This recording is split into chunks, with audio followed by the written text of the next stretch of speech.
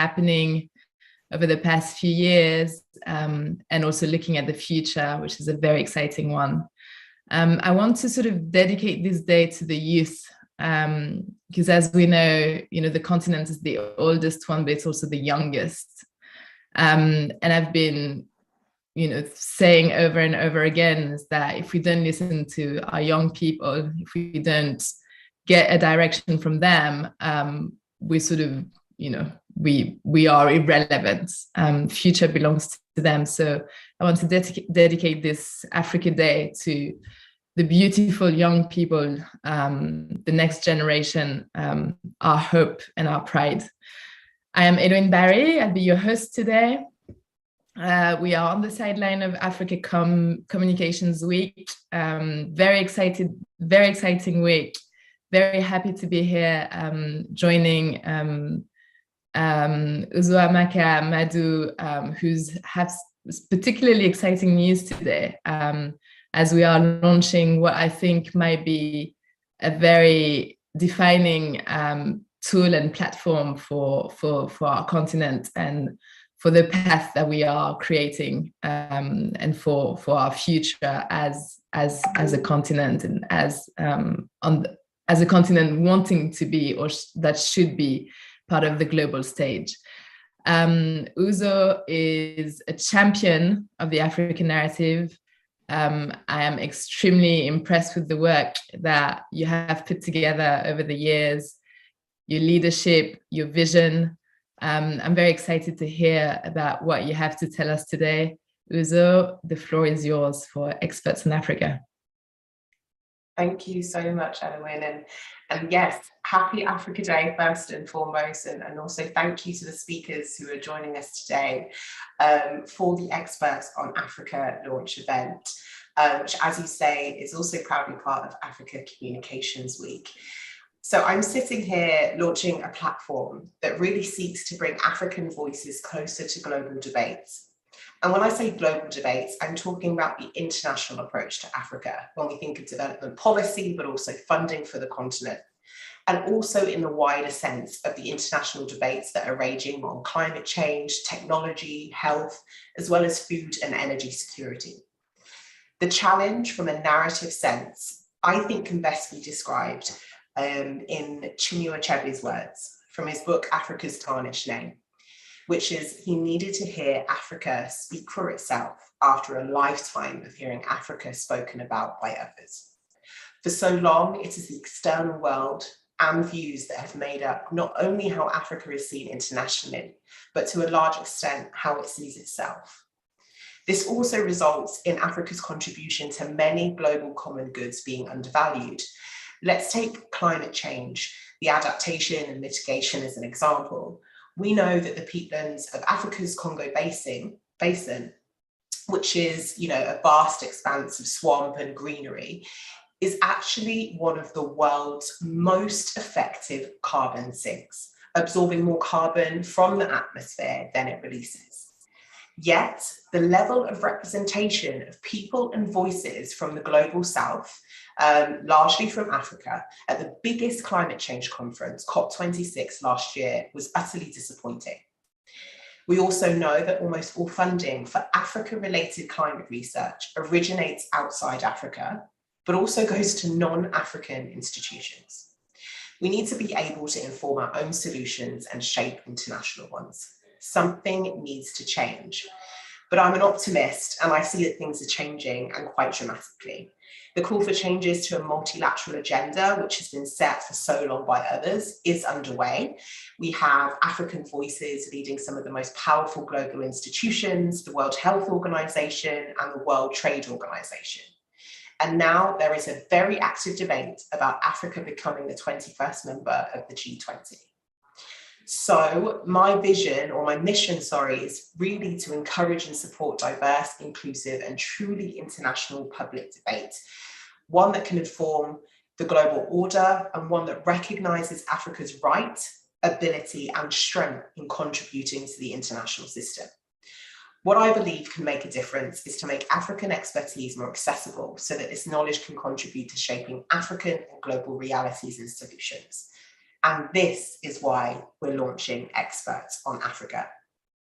Today, we're building a detailed database of expert profiles for policymakers, event organisers, global and regional institutions and the media to have greater and easier access to African expertise. And for experts, we're providing upskilling in personal branding, how to talk to the media and public speaking. Actually, our first free media training session takes place this Friday from 4 o'clock GMT+2. So from today, we've launched our beta version of the platform. We will go fully live for public access ahead of COP27 in Egypt. So we encourage experts working across sectors from agriculture to zoology to sign up to the database from now on. I'll share the link to the website in the Zoom chat, as well as contact information if you have any questions. My name is Uzon Makamadu, founder of Experts on Africa, and it's really been a pleasure to share this launch with you today. Thank you for listening, and I'll hand it back over to Elowen to moderate this incredibly important conversation. Thank you. Thank you so much, Susan. Congratulations. I know quite a few communications people are actually listening to today's panel. And I just want to highlight how important this new database, Experts on Africa, will be for us. Please go to it, look into it, find voices that can, complement the work that you're doing.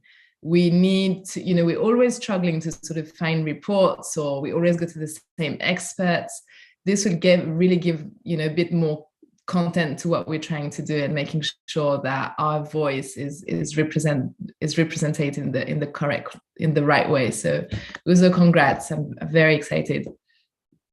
So moving on, we have a great event today. We have a great panel joining us today in no order. I will just go from, who's next on my screen.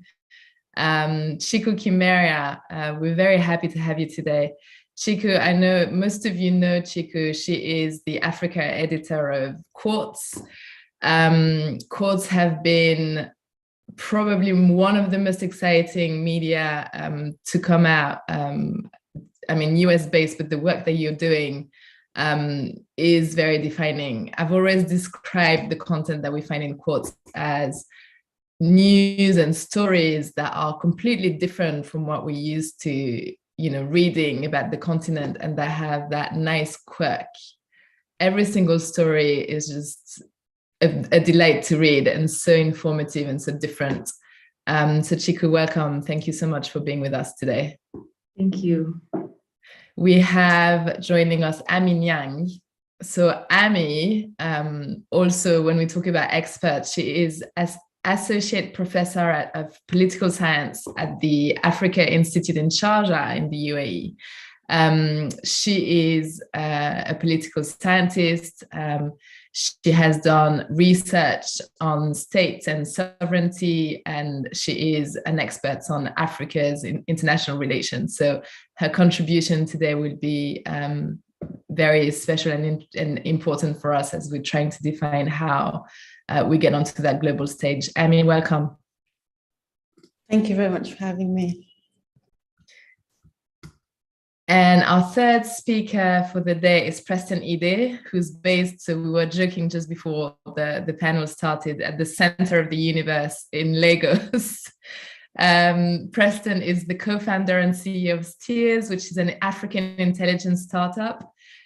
Steer's mission is to become the world's most trusted source of African data and insight to global businesses, finance, and policy professionals.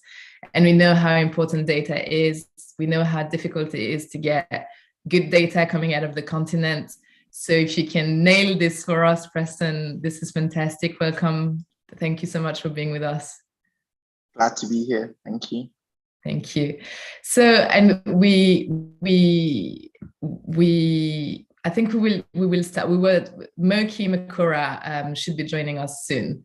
But until Moki joins, I want to start with sort of reflecting. I'm a communications professional, and I think it has been asked of us to we've been tasked to change the narrative. Everybody's like, okay, we're tired of hearing how the continent is being spoken about. People at the moment are complaining that there is this outbreak of monkeypox around the world, but yet African photos are being used, and then I get contacted and I get told, why don't you say something? It seems to be the responsibility of communications people to sort of fix the narrative and amend it. And I think I will turn to you, Chiku. Where do you think that we've been successful, and where do you think we've failed if we look at the past 10 years? Sorry, I was muted. Thank you so much, Eloine. And I think I'll jump on the example you give because it's so recent. So the one on monkeypox and Black photos being used to illustrate the stories, even though this incidence of monkeypox was not on the continent, it's actually something we wrote about. One of our brilliant writers in Lagos wrote about a few days ago.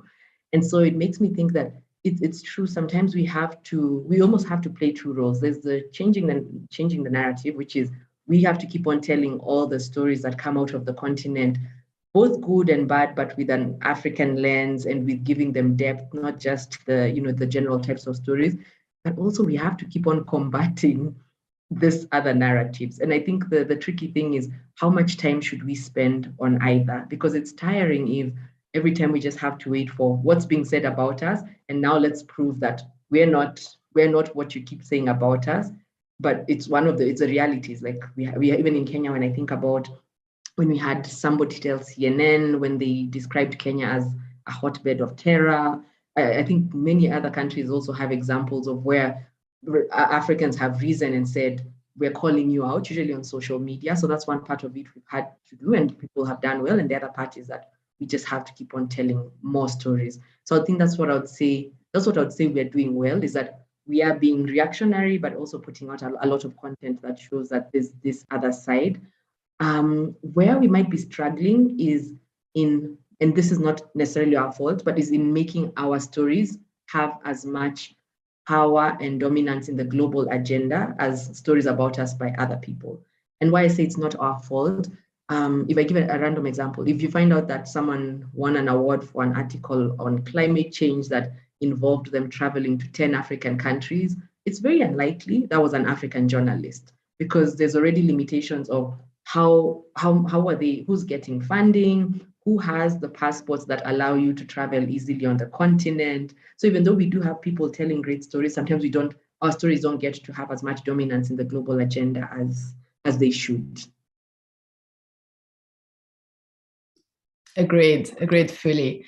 I want to come back on the, calling out, and because I actually find myself constantly justifying, sort of, and being a little bit defensive on the whole, I was talking about moving. So I'm currently based in New York. I was talking about working on moving our family to Abidjan in Ivory Coast.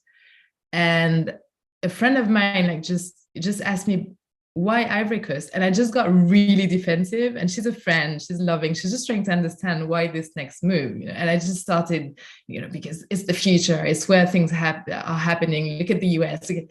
And I think I would like to just stop having to sort of justify ourselves and just showing. But in showing, we need to be a little balanced. I think there is a topic that can be very dangerous, the one of, aggressive positivity that you can find in some pockets of the world. And I would hate to see that happening to the continent.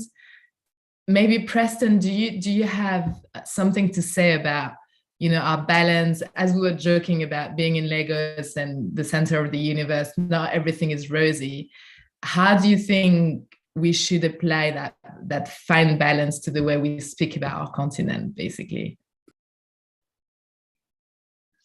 Yes, I don't know that balance in of itself is a sort of virtue to aspire for in this conversation.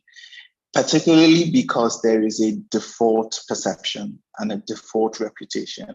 Now, if this was ground zero for the conversation, I would say, of course, anytime you have a conversation, you're looking at both sides. There are wins, there are losses. But if you're coming from the back, right, if you're essentially trying to change something that's already there, perception, a reputation, right, I think we should be bold. We should be aggressive, actually, about celebrating our wins. It doesn't mean being overly positive, right?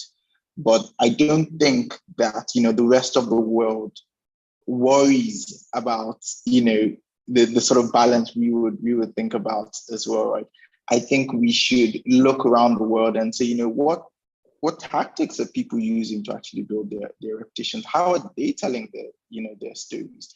I think it's important for us to essentially match it sort of like for like. And I think naturally, as long as you have people who are doing their jobs well, whether they're journalists, comm professionals, analysts, whatever they're doing, if they're doing their jobs well, then they would uncover and discover the stories that are not so good, the stories that we're not excited about, right?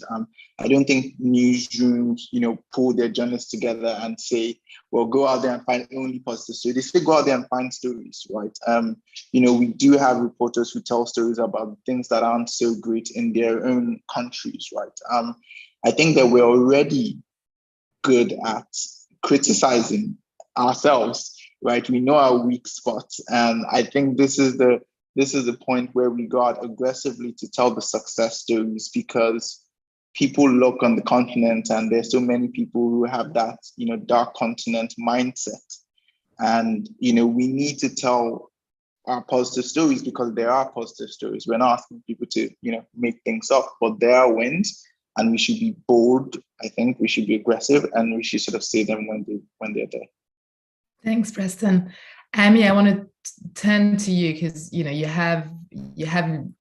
living outside of the continent also, so you do have a different perspective. Do you want to add to this narrative question and the aggressive positivity and what we should be doing? Sure, yeah. For me, I'm all for changing the narrative, but changing the narrative at times may sound like a subterfuge, especially when stories are directed towards segment of Western publics and audiences. It may sound like a distraction because of the degree of fixation that it often leads. And so it may distract from larger questions of relevance and content, particularly vis-a-vis African publics that may be uninformed or underinformed about things that are happening on the continent. So yes, it is absolutely important that Africans articulate African issues and concerns, given that for hundreds of years, this was done on our behalf, continues to be done on our behalf. Perhaps one way to go around this is to have a healthier attitude towards knowledge produced by Africans on Africa and on the world more globally. But we just need to avoid falling into a trap where we're locked in a permanent standoff with the West. We are inevitably drawn into the power of the very narrative that we're trying to change. And so if changing the narrative means turning African stories into general or universal stories, I think in a market of ideas, I think what we're doing is reinforcing a tendency to think about Western stories as general and universal, and non-Western stories as particular, whose universality and generalness needs to be demonstrated. And I think Africans themselves know very little about the contribution of African thinkers, African writers, African policymakers in their contribution to the history of the international order. So I think we should not fixate so much about informing the West about Africa, but to refocus the discussion on what is relevant and what is of substance to Africa and Africans. That might be the root of the problem. I think you're right. That might actually be the root of the problem, where there is lack of education within the continent in terms of what it is, and there's no real pride because we don't necessarily understand what's going on within our own continent. Chico, do you want to add to this? Yeah, I think one thing that Amy said that really resonated with me was when you talked about how even we get pigeonholed, how this idea that if you're an expert on a certain topic, but you're an African, you're an expert on that in the context of Africa. But if you're from the West and I don't know, you're a climate change expert, you can be a global expert. So there's even this feeling that somehow we can't even be, you can do this in Africa, but that doesn't mean that you have any legitimacy globally, but someone else can be an expert worldwide. And I don't know what the right solution is, but it's almost something we have to keep on thinking about, because sometimes maybe it means we also pigeonhole ourselves. We feel scared to say, I am an expert on this topic, and therefore I am a global expert on it, even though I'm African.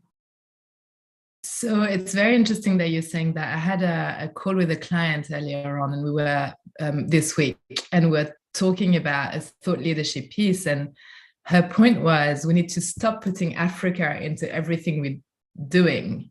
So it's like Africa or like Africa experts, fine, or African media agency, or I'm an expert on African or climate change in Africa. No. And she was saying, no, I am a climate change expert. Yes. I am, just trying to believe the fact that we are actually expert in a particular area that's not necessarily attached to geography. Preston, in your line of work, how do you feel about this? Do you feel, in terms of, we know that the difficulty there is around data, the importance of it. Well, I know your solution is key. What do you see? What can you share some examples of your work? Yeah, so I think it's unfortunately a double-edged sword. I think it's a feature, not a bug in this situation, and that we're having a conversation about Africans having a voice, right? That's necessarily sort of means something for the Africans who get the opportunities to essentially speak in global circles on, at global tables. Because, the average European who is invited as an expert, sits there and doesn't feel the need, the urge, isn't even there with the mindset of representing Europe or United States. They're just there, they're talking, right? But of course, we're at this stage where we're trying to, like we discussed earlier, right? We're trying to change the African narrative. Right, so automatically you're there at the table and you are a representative. I think it's something that often happens as part of it's something again you see with minority representation, right? It feels like if you are going to genuinely change narrative, if you're going to go on there and talk and speak for Africa, then you're going to identify yourself as African, right? And let's not also forget the criticism that could exist for people who don't very explicitly wear their, African identity when they're in these environments, right? I wouldn't be surprised if people criticized some of the more sort of public speakers who have the opportunity to, be at these conferences or be at these events for not, representing Africa again. Earlier today, I was speaking with somebody pretty senior in sort of the Nigerian banking sector at Davos, and he essentially said African problems need to be solved by Africans, right? It's at the center of this changing the narrative, right? We wear our African hats, and so unfortunately, I think this is what we have to deal with at this stage. There will be people who would, identify as global experts. But if we are genuinely trying to, change the narrative to counter, because it's reactive when you're trying to change an existing narrative, then I think we probably do have to identify ourselves as Africans, and that's what I expect. Of course, it can be done differently, but again, a feature as opposed to a bug in this situation. Yeah, but it's interesting, and it's very true what you're saying. But it comes back to what Ami was saying in terms of the change needs to come from us. We live in a continent where, and I don't want to like point fingers. It's just the way it is. But South Africa refers to the rest of the continent as Africa. So we'd say, in Africa, and I always say the rest of Africa, right? So there's lots of work that needs to be done from us, starting from us. I want to move to current topic. We see the role of African states in the international order, and what's their weight. We see the influence that Russia now has on the continent after China. It feels a bit like the West against the East war is being played on the continent. Ami, how do you describe African states' participation in international politics? We know it's better than before, but can you share your thoughts on this? Yes, I think the war in Ukraine is a very good example for us to think about this very question. You will recall that in early March, there was a UN General Assembly vote to condemn Russia's invasion of Ukraine, and this was one of a handful of emergency meetings that the UN has organized.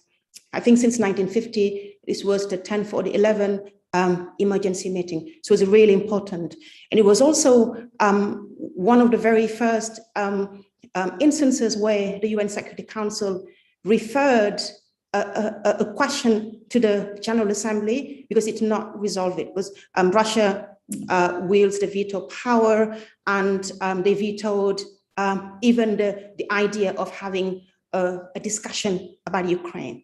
So that vote resulted in about 35 countries abstaining, 5 voted against, 12 chose not to vote, and among those that abstained, there were many African countries. So a question that arose at the time was why is the Global South in general and Africa in particular standing on one side of the conflict? You would also recall that in the wake of a speech, very passionate speech made by the Kenyan ambassador at the UN, Ambassador Kimani, several commentaries were made about African leaders sitting on the fence, because there was an expectation that African states and Africans would automatically align with the Western position, because Africans allegedly have no capacity to think about the international order or international diplomacy for themselves. And I think it's fair to say that what this example shows is that Africans have a very ambivalent attitude about the antagonistic relationship between the West and Russia. So they have a very ambivalent attitude towards the war in Ukraine. They do overwhelmingly condemn the war, yet they have a very different reading of what it means for the global order. The West has a very clear-cut, black and white understanding of good and evil in this war. But I think it's very different from how Africans see the war, and one could even speak about 2 very different visions of global politics, if you want, which are at play here. So on the one hand, you see elements of the non-aligned movement that are re-emerging. So if you take an African thinker like Samir Amin, he think about non-alignment not in terms of aligning with any power, be they power on the left in support of liberation movement, but he thinks about non-alignment in terms of aligning against all forms of imperialism and all forms of colonialism, be they Western, Russian, or Chinese, for that matter. So what I find quite striking about the African position in this instance is that they understand the global order in terms of interdependence, and interdependence is a very important value in policy making at the global level, because we live in a very interdependent world, but it does not always translate into global policy, if you want. Outside of Ukraine, Africa stands to suffer the most from the war. We have already seen food shortages taking place, and I think over the next few weeks, it has been announced now several times, food costs are going to rise drastically across the world, particularly in Africa. The supply chain is going to be heavily disrupted, and so on and so forth. So interdependence is something that Africans rely upon in the global multilateral order to help us mitigate dependency of the kind that we have on Ukraine and Russia as states that produce foodstuff, right? So interdependence is something that should help mitigate cascading crises, and Africans have always been in support of multilateralism. But the fact that the lack of the consistency and fairness of the West in the way that they treat different nations, I think also breeds ambivalence, not just from Africans, but also other nations as well. And just by reading the news and listening to policy makers expressing views on the war, it's clear that the West is not making any plans for an end game to this war anytime soon. They could let it drag for weeks and months to come while bodies pile, people die from hunger, and so on and so forth. So the collateral consequences are very important, and I think Africans tend to think from that point of view. Right. Yes. Thank you so much, Chico. Yes, we seem to always be the collateral damage, which makes us question, our leadership and how come we let that happen. Chico, what I know it's might be a bit away from the conversation, but in terms of leadership and your views on what was just discussed, what do you think? Sounds good. I think the part of what Amy was saying that really just made me think about it was even how, and this again is like shaping the global agenda and narratives, even how the world has reacted to the war in Ukraine, the situation of the Ukrainian refugees.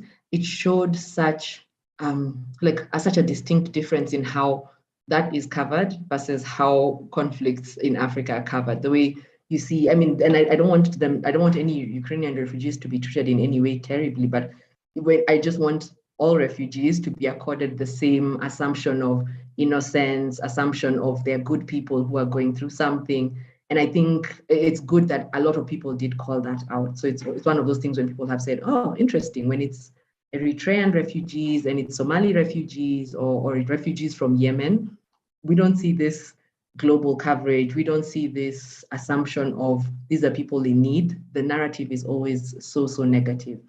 And then on what you said, leadership, I think there is something to be said about also how African leaders have failed Africans when it comes into the global context. Because I'm remembering in the beginning of COVID, like when Africans were being really treated badly in China, or were being, they were being mistreated and being kicked out, those stories of Africans also going through the same persecution in places like Lebanon. And it would take such a long time before any African governments would call out the racism, or even with Ukraine, it took a long time before our African governments would say what they'll do about the students who are there, the people who are stuck there. So even in that context, they've not done well in many ways. Why do you think is that? Why do you think there's no leaders standing up for us enough? I think I'll hand over that question to Amy. Yeah. I think it's a matter of great power politics. and it's not really for the faint-hearted. You can't just push, ideas about morality of the kind some, have been trying to do, to try to bring the West to reason in a certain way. And one can think about many examples where the West pushed really hard using power politics, using its now, so NATO has become the de facto armed structure of the Western camp, generally speaking. And normally there should be all kinds of checks and balances for such a powerful structure to go ahead and fight wars, even if it is not indirectly. These should be decided at the multilateral level. But the multilateral level governance has been subverted to the point where very few people attach any kind of credibility to the UN, right? And that is not because the UN is not the appropriate forum to discuss this kind of question. It was always meant to be, but it tends to be instrumentalized. And in times like these, the West is coming back to the UN and to multilateralism and to try to reason non-Western states to align, to come back to multilateralism, whereas in the past, for example, 2011, when they decided to invade Libya, they put aside any discussion of a multilateral approach that favored African vision of how the conflict should be resolved. For example, they decided that they were going to trigger the responsibility to protect framework, which allowed them to do certain things that they ended up trespassing. For example, there was a no-fly zone at first, and this was extended into an all-out war, which led to the murder of Gaddafi and the disintegration of Libya, and the rest is history. So multilateralism has a role to play in helping particularly small states have a voice in the way in which international diplomacy or the global order is shaped. But unfortunately, you have a real hard power behind the Western camp, which can subvert the mechanisms in place anytime, right? You are the embodiment of an expert, aren't you? Thank you so much. Preston, I want to turn to you. So Uzo was actually mentioning that in her introduction and explaining why Expert on Africa is launching. But there are some really good things happening. I mean, we see it with Africans having global roles like WHO, WTO. So there are some positive aspects and a shift happening. Where do you think, or maybe where do you hope we will be in 5 to 10 years? What do you see coming in your crystal ball? Yes. So I think the first thing I'll use, I will slice and dice the question. Because of course it's hard to have a nuanced conversation that generalizes across the 50 plus countries in Africa, right? Because I don't believe that we'll necessarily all be in the same in the same place or move at the same pace. So I guess I'll speak first for Nigeria. I think in 5 to 10 years, or where we are in 5 to 10 years, will be heavily influenced by the leadership decisions we make, over the next 12 months. Some of you may know that Nigeria is headed to, very significant elections just because there is going to be a shift in power. We've had 2 terms of the current president, right? I think our decision around leaders will significantly shape the global role that we play, right? Because there are leaders that could be more sort of nationalistic in their mindsets, perhaps the amount of, their reputation globally as well, will affect the kind of tables that they find themselves at. I know generally, if you are a head of government in an African state, then you're automatically part of some conversation. But we have definitely seen leaders. I mean, in Nigeria, we had the Olusegun Obasanjo era that really punched above its weight, right? Obasanjo became a sort of global African leader. I think that is not something that every president necessarily embodies. Some have a reputation as a Nigerian leader as opposed to an African leader, right? But I think it really does boil down to that leadership. I think the second thing that would probably affect where we are in the next sort of 5 to 10 years, and I'm very hopeful, is how much sort of new capital and new economic growth we are going to, we're able to capture. Because when we talk about, power, global power, I think one thing that is very clear is that money and capital is at the center of it, right? If African countries remain beneficiaries of capital from other parts of the world, then essentially their role, their ability to, push their voices, to be independent in their decision making is always going to be affected by that. And when we talk about, the G20, it's a list of top 20 economies. As well, of course, there are other political implications there, but our ability to essentially play a larger role on the economic side would be important. And I think we are at a potential tipping point there, primarily because, of course, the story across many African countries today is the importance of technology, right?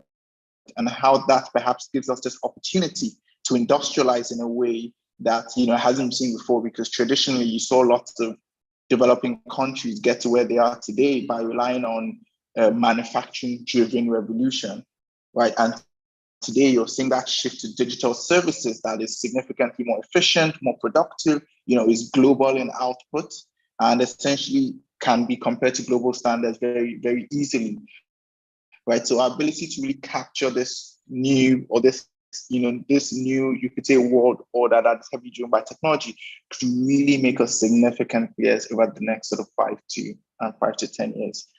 So yeah, that's what I would say about how I see things changing in the next decade. Thanks, Preston. Thank you.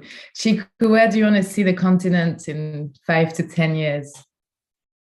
Sounds good. So the first thing that comes to mind is this statistic I had yesterday. So I listened in on one of the sessions in Davos, which was about Africa's role in the future.